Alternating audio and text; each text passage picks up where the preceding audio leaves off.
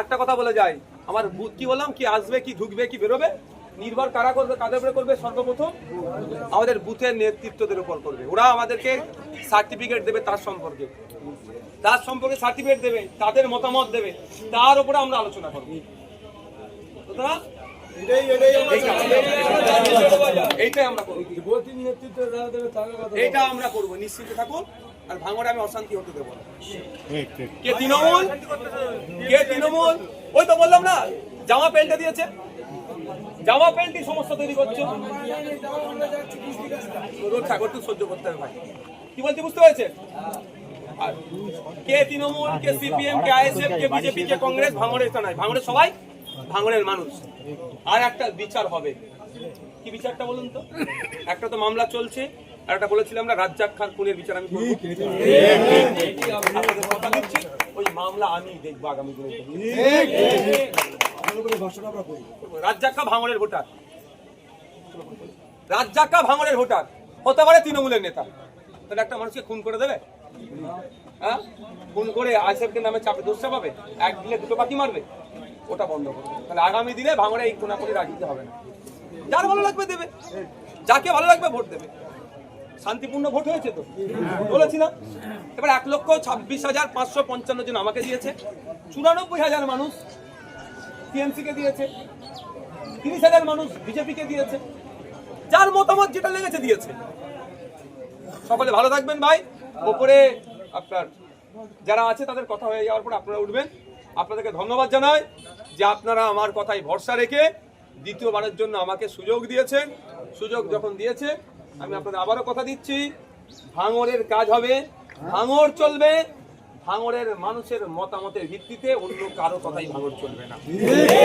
গ্রামগঞ্জ অঞ্চলে আমাকে এসে বলছে একজন যে আমাদেরকে বলেছে ঘর থেকে বেরিয়ে যেতে, ঘর দখল করবে।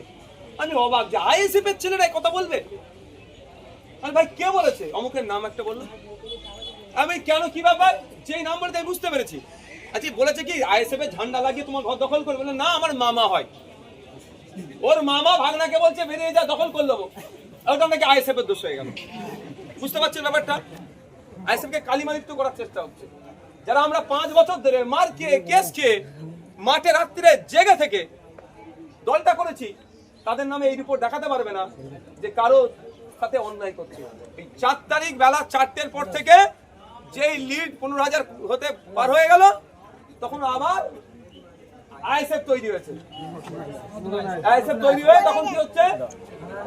এবার আপনাদের একটা কথা বলে যার একটা কথা বলবে, সমাধান হবে, সমাধান তো হবেই প্রত্যেকটা জিনিসে। সুতরাং আমাদের এতটুকুই মনে রাখতে হবে যে সৃষ্টিকর্তা আমাদের কাছে একটা বড় একটা সুযোগ দিয়েছে। ভাঙড়কে যে 20-30 বছর ধরে ভাঙড় মানে মারামারি, ভাঙড় মানে হানাহানি, ভাঙড় মানে খুনোখুনি, ভাঙড় মানে খারাপ জায়গা, তার পরিবর্তনে তা আমরা কি চাইবো না? ভাঙড় মানে শিক্ষা, ভাঙড় মানে শান্তি, ভাঙড় মানে সম্প্রীতি, ভাঙড় মানে ঐক্য, ভাঙড় মানে একটা আলাদা পারসেপশন, ভাঙড় মানে একটা মডেল। ভাঙড়কে ফলো করুক, এটা আমরা দেখাতে চাইবো না? যদি আমরা দেখাতে চাই, দুটো জিনিস আমাদেরকে করতে হবে। প্রথম কথা হচ্ছে আমাদেরকে স্যাক্রিফাইস করতে হবে, স্যাক্রিফাইস আমাদেরকে করতে হবে ভাঙড়ের মানুষের স্বার্থে। আর দ্বিতীয় কথা হচ্ছে আমাদের লক্ষ্য উদ্দেশ্য একটাই হবে যে ভাঙড়ের ডেভেলপমেন্ট। এটাই আমাদেরকে সকলকে শপথ নিতে হবে। মাথায় থাকবে ভাই? কে কি বলছে কারো কথাই ভাই আপনারা পাত্তা দেবেন না। এতটুকু মনে রাখবেন, আইএসএফ এর প্রতিষ্ঠাতার নাম হচ্ছে পিরজাদা আব্বাস সিদ্দিকী। আর উনি হক কথা বলতে গিয়ে উনার পরিবারের কিছু লোকের বিরুদ্ধে চলে গেছে, কিন্তু উনি হক কথা বলা ছাড়েননি। নওশাদ সিদ্দিকীকে উনি ছাড়েননি। যেদিন ভোটে জেতার পরে আমার এখানে পরের দিন এখানে আসার কথা ছিল না, কিন্তু আপনার এখানে কিছু মানুষজন বেলা 4 তারিখ বেলা 4টের পরে তৃণমূল থেকে আইএসএফ হয়ে গেছে। 4 তারিখ বেলা 4টের পরে নতুন আইএসএফ তৈরি হয়েছে। সেই বেটাগুলো আমাদের ভালো মানুষদের মাথায় বিষ ঢুকিয়ে হিংসা করেছে। ভাইজান আমাকে তাড়া দিয়ে পাঠিয়েছে। তারপরের দিন আমি আসলাম না, আমার রেস্টের দরকার ছিল। আপনারা দেখেছেন আমি কিভাবে সারা রাজ্য চষেছি। আমি একটা দুটো আরেকটু প্রোগ্রাম আমার ছিল, পার্সোনাল প্রোগ্রাম, সেটা বাতিল করে এসেছি। কেন? আমাকে পাঠিয়ে যা, তুই যে দেখ, তুই ওখানকার এমএলএ কি করছে দেখ। আমি যতটুকু খোঁজ নিলাম, পারিবারিক অশান্তি আইএসএফ কে সামনে রেখে সেটা হচ্ছে অন্যায়। আমি একটা কথা বলে দিয়েছি, আমাকে বলছে ভাই বিচার করে দেন। আমি বিচার করতে পারবো না।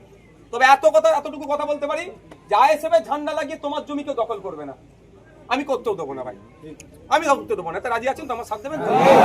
পারিবারিক অশান্তি আছে, চলে যাও, কোর্টে যাও, প্রশাসন আছে, কাগজপত্র দেখবে, যার যেটা সেটা বুঝিয়ে দেবে। এতদিন তৃণমূল দখল করে রেখেছিল বলে তুমি এবার ISF এর ঝান্ডা লাগিয়ে দখল করলে, ওই দখল আমি করতে দেবো না। কাগজে যার হবে তার হবে, কাগজ আমি ভাই কত ক্ষমতা আমার কাগজ চেক করার, প্রশাসন আছে। হ্যাঁ, আমাদের ছেলেরা সেখানে সহযোগিতা করে দিতে পারে, চলো প্রশাসনের কাছে বসছে, দুটো কাগজ চেক করলাম। তো এই পারিবারিক অশান্তি 1 নম্বর ব্লকের প্রাণগঞ্জ অঞ্চলে